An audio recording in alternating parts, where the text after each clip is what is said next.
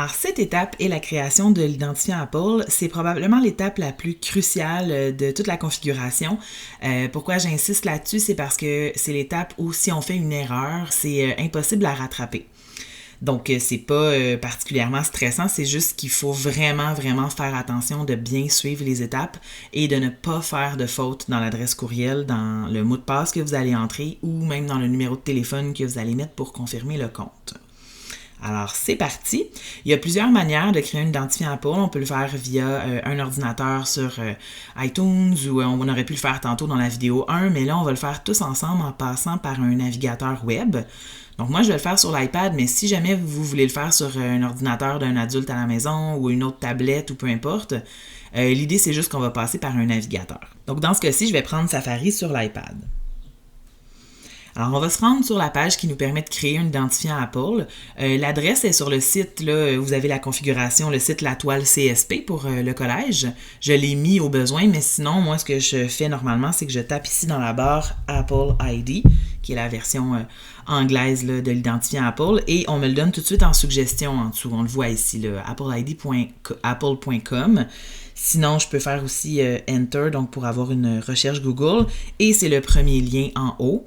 Si jamais ça changeait et que ce n'était plus le premier, mais à ce moment-là, vous voyez ici l'adresse, vous n'avez qu'à la taper. Sinon, comme je dis, elle est sur le site là, où toutes mes vidéos se trouvent. Alors, vous cliquez ici. Là, vous avez l'option en haut de soit de vous connecter ou de créer l'identifiant Apple. Donc, évidemment, nous, on va le créer. Parfait. Alors, on y va. On commence. Vous entrez vos informations personnelles. Bon, je commence déjà en faisant une faute. Alors, ne vous fiez pas trop à moi.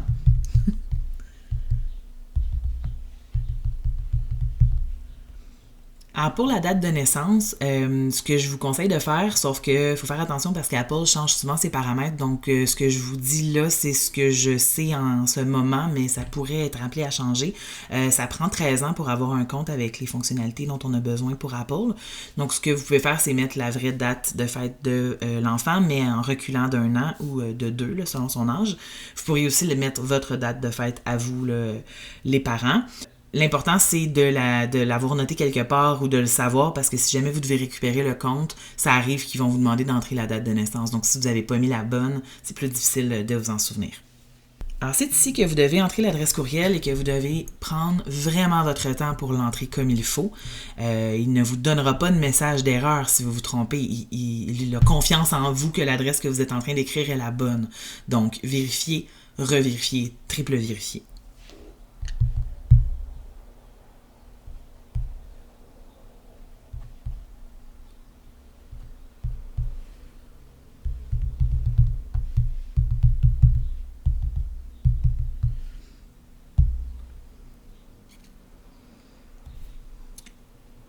Donc ici, je vais entrer une adresse courriel qui est une adresse courriel que je me suis créée à moi là, simplement pour les besoins de cette vidéo-là. Mais vous, évidemment, vous entrez la vôtre. Et maintenant, le mot de passe, vous devez mettre celui qui est sur votre feuille jaune. Alors, faites attention, évidemment, à le taper comme il faut. Si jamais vous vous trompez et que vous entrez un mot de passe par erreur, mais vous ne pourrez pas accéder à ce compte-là. Donc, on prend notre temps pour l'entrée. Okay. Une fois que c'est fait et qu'on n'a pas de message d'erreur au niveau là, des deux mots de passe qui ne seraient pas pareils ici là, dans la confirmation, on passe au numéro de téléphone. Alors là, vous devez mettre un numéro de téléphone de cellulaire, ce qui est recommandé.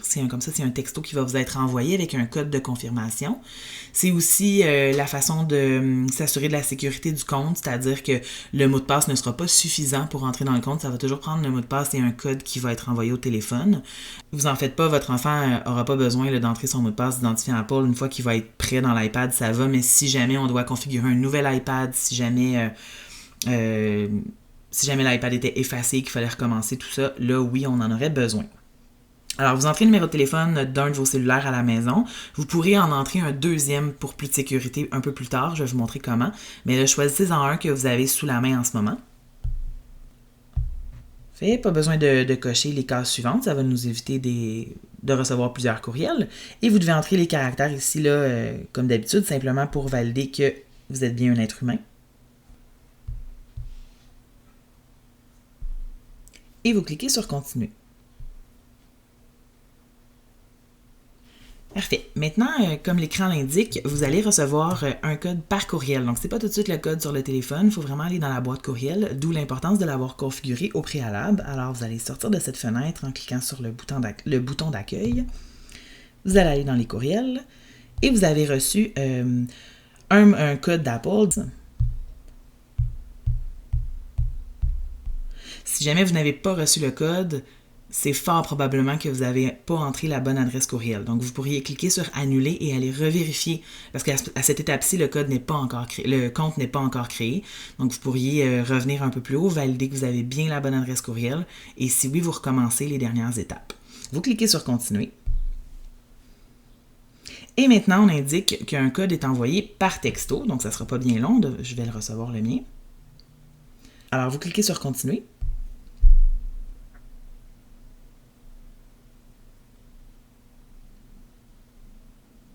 Et voilà, votre compte est créé. Donc, si vous êtes rendu là sans problème, c'est que tout est beau.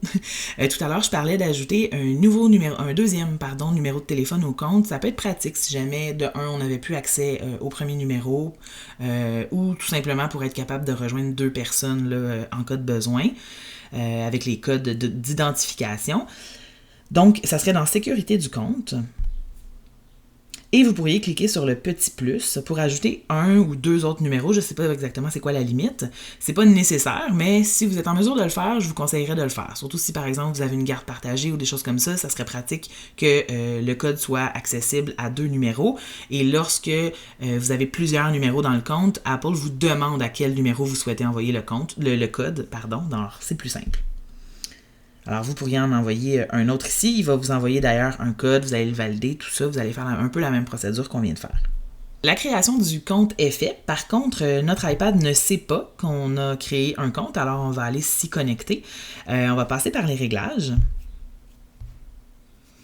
On va cliquer en haut à gauche dans « Connectez-vous » et on va entrer l'identifiant qu'on vient tout juste de créer. Alors, le courriel et le mot de passe que j'ai créé tout à l'heure, qui devrait être le même que sur votre feuille jaune. Et vous allez cliquer sur « Suivant ». Et voilà, ça commence. Donc, il y a un premier code qui est envoyé par texto encore. Alors, vous allez l'entrer.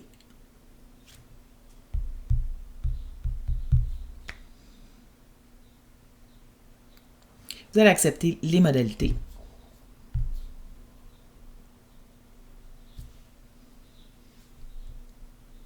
Vous voyez que le nom devrait apparaître à gauche au lieu de « Connectez-vous ». Donc, ça vous indique que votre compte est bel et bien actif.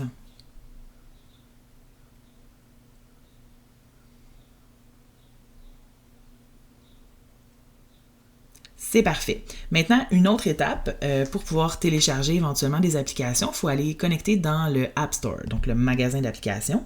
Alors, vous vous rendez dans App Store.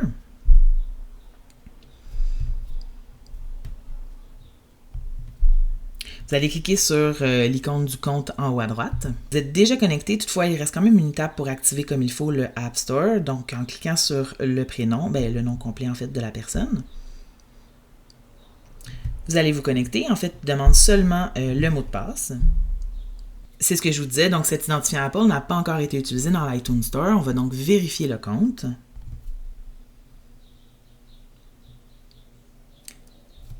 On accepte les modalités ici. On clique sur « Suivant ».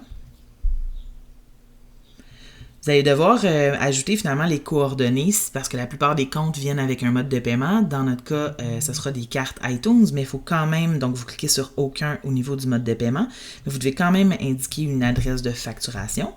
Alors, plusieurs parents choisissent, et je pourrais vous le conseiller, là, de mettre l'adresse du collège, il n'y a vraiment pas de problème. Et vous cliquez sur « Suivant ».